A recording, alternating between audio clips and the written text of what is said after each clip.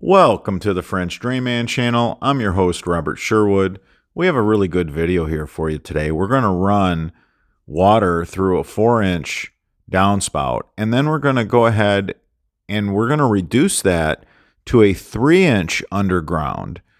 I think you're going to be really shocked when you see the results we get. All right, let's take you through our little backyard demonstration. We're mocking downspouts that are the 3x4. This is the bigger of the two sizes that we have in the United States. You can see that we're pumping water through both the 4-inch clear corrugated pipe and the 3-inch clear corrugated pipe. Now check this out. We have a 4-inch on the left side, the 3-inch on the right side. Clearly, the water pressure is much higher coming out of the 3-inch system. Here you can see the flow of water through the 3-inch and the 4-inch. We have them on the same slope. We have everything set up identical so that we have a really good, accurate demonstration for you. The runs are 50 feet long.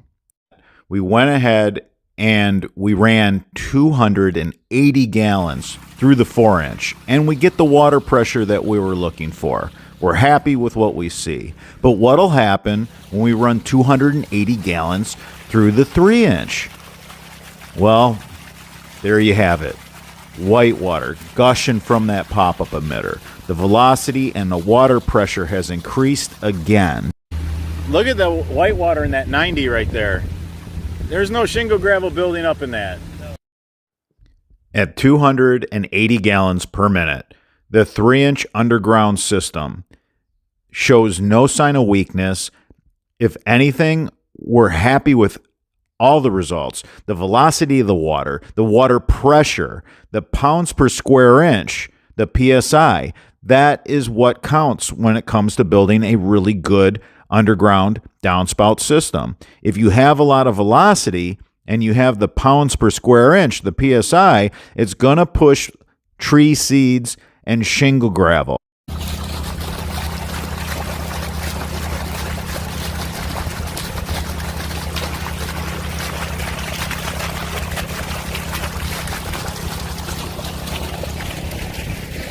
So clearly, what we have concluded this far in our backyard demonstration is that on a 50-foot run on 2% slope with a gravity-powered system where you're dropping the water off a rooftop, simulating that it's coming out of the gutter, pouring into a 3x4-inch downspout, you can see that the 3-inch line outperforms the 4-inch line at both 140 gallons per minute and at 280 gallons per minute. Look at that.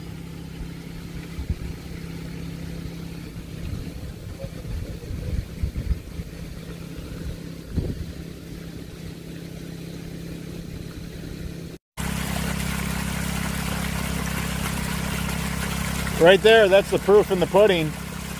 You got so much more pressure out of that 3-inch.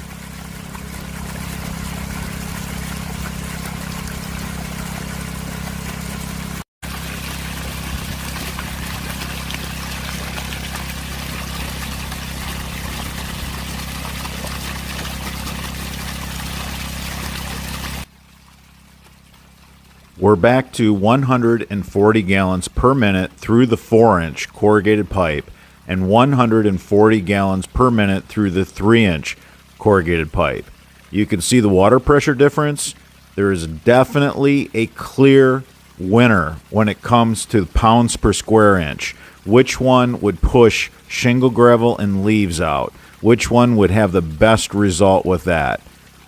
More than likely, the 3-inch line is going to outperform the 4-inch line when you put it up against lower flow and moderate flow. Well, the 3-inch pipe, however, it does have its limitations, and I'm going to share those with you. You could run up to 2 downspouts on the same 3-inch line. I wouldn't advise going past 2 downspouts on the same 3-inch line. If you go to 3 downspouts, you need to bump it up to a 4-inch main. There is at some point a give to the 3-inch line. It's only going to move so much water. At some point, the velocity is not going to continue to increase and pick up. You're going to overwhelm it, and you're going to end up having to fall into the 4-inch pipe category.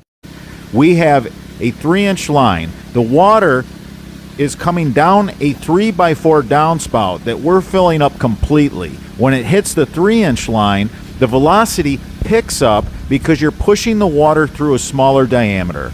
It's known as the mass flow rate. You have kinetic energy of all this water that's falling, gravity down this 3x4 downspout. When it hits the 3-inch line, it's a smaller diameter. Instead of slowing down and backing up and pouring over, the water picks up velocity when it hits a smaller diameter.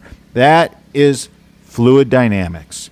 This is what's known as the mass flow rate. The kinetic energy of fluid, when it hits something smaller, it just picks up velocity when it hits the smaller size area in the pipe. At the 3-inch here, you can see we had great performance. When the water hits this 3-inch and it's necked down, it accelerates and it picks up speed as it goes through the 3-inch pipe from the 4-inch to the 3-inch.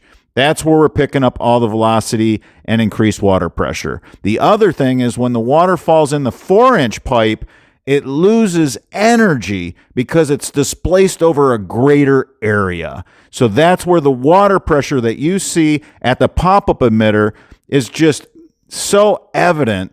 On the left side is the 4-inch, on the right side is the 3-inch. Again, when that water hits the 4-inch, it's displaced over a lot of area and you lose energy right as it falls out of the downspout into the 4-inch line. If you found this information helpful, please give us a thumbs up. It supports the channel. And if there's a question that you have or a video you want me to make, leave that in the comments section. I'm your host, Robert Sherwood, and until that next video.